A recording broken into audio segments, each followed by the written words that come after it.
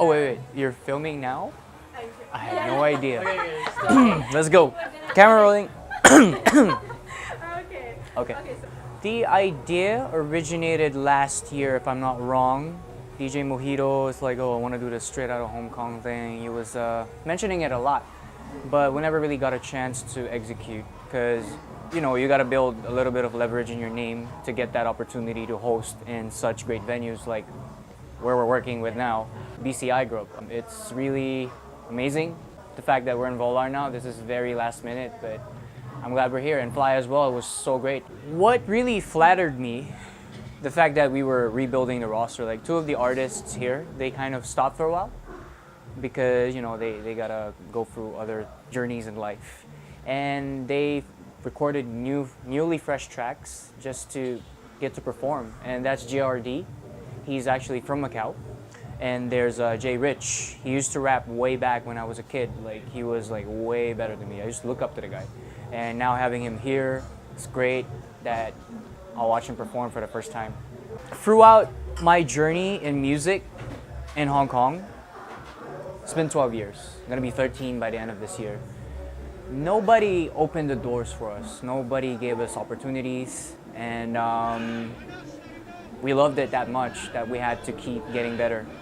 And the fact that now there's a platform, an opportunity, and the younger generation can see this, at least they have something to look up to, especially on the ethnic minority side.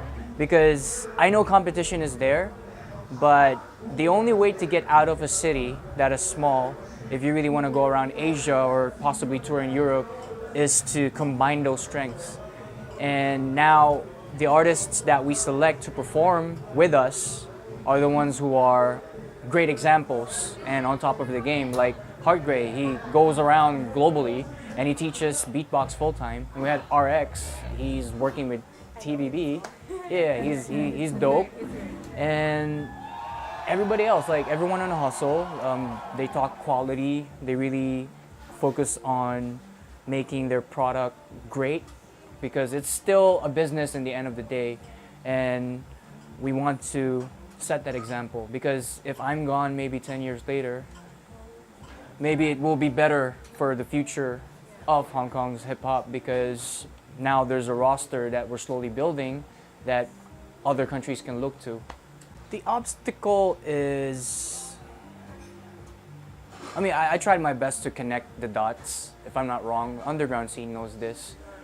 We did Hong Kong underground ciphers because our vision was to connect Cantonese rappers and English rappers, including Tagalog rappers, because Tagalog rappers were here way back and they were a strong scene, but it was never really highly focused on how do we build it up more, because I'd hate to say it, but it's like we felt like outcasts. So our mission was, how do we bridge the gap? How do we connect to these guys? How do we get to work with them? So the opportunity came and we finally got to do the cypher too. Then we got invited by this local events organizer, Gary. He did an event and we had Bakery Records there with DopeBoy and his team. Wild Style, plus a lot more. And that's when we were like, whoa, finally, like we're connected. But of course, it's a very competitive sport. So everyone's still not really working together. So how do we make them work together? They say in order to go big and get people to invest or sponsor is you need to create demand. That's where we're heading. And right now it's still a baby. It's not even 1 year old, but the response has been great this far. But I really believe in just being in that frequency and attracting the right frequencies. Like right now, if we didn't do this, we wouldn't be working with the people that have supported us because they see the vision too. And if everybody gathers and we create even way better movements in the future, doors will open. And I believe that the universe always will give you what you deserve if you work hard. I mean, I don't know about the rest. I'm not speaking for everybody. This is my point of view. So, of course, some will disagree, some wouldn't. But my experience is I put my money, my sweat, my blood, sweat and tears into the whole process. Like, I learned multimedia, learned how to film, and I ended up with a film team out of, like what I said, the universe is doing its job.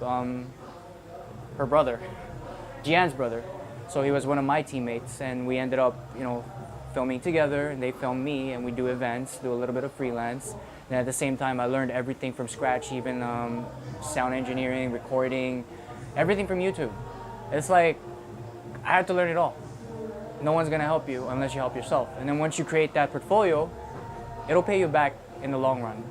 So I believe in just keep on making and creating now. And one day, once you have that one hit single, it'll backfire to the rest. I forgot which school, but there was this international school where we did it twice. We taught rap, and I was with Heyo and Lincoln. They were teaching Chinese side. And overall, frankly speaking, because I spoke to a friend of mine who lives in Brooklyn before and working now in Hong Kong. She grew up there and experienced the whole thing, and she knows everything about hip-hop. Like, she considers herself to have the master's degree of it. So she's amazing. She's been giving me a lot of information, and she mentioned how hip-hop is about, I mean, I'm not gonna say I know everything, right? I'm still learning, but hip-hop is partly about the master teaching a student. Like, it's not just rap. There is the lifestyle as well that they talk about. There's the breakdance sector, and quite a lot more. So if they find a way to connect these dots and show that it is actually a good influence, then maybe there's opportunities. But if no one's gonna fight for it or have the courage to stand up for it, I don't think anything will happen. Yeah, because I want to get out of Hong Kong, and the only way to get to where you want to be is you gotta help people. You know, when you get deeper into it, you learn the business side. Politically, you need to be established network-wise. So who knows who? Because they always say, like, it's not about just being good. It's more like, who do you know? And I think that's the way to put it. So this is helping us a lot. Well, my message throughout every sector, I mean, even though I'm disappointed in Tagalog sector now, like everywhere, like if you're Japanese, whatever, like just keep at it and develop more seeds, because I am the product of a few people I used to look up to that taught me as well. And if they didn't teach me, I won't be here today. And we need more of us, because even though it's a competitive sport, people compete lyrically. End of the day, it's entertainment, it's product. You got good product, you can make money. And everybody gotta step their game up. I'm breaking your face. The bash goes and I drill bones. I'm a damn bull, crushing dumb clones. It's a damn fall of all plain phones. Better watch out when in my zone. Who can compete with this level of talent? The city that never did have. Destined to blow and to make it, but using his vision to vocals and vocals to craft. Say crossfade is a hazardous product of heaven and hell aligned. SCF, what am I gonna run this shit? Can't talk, but I do it when y'all combine. Let this eat me alive.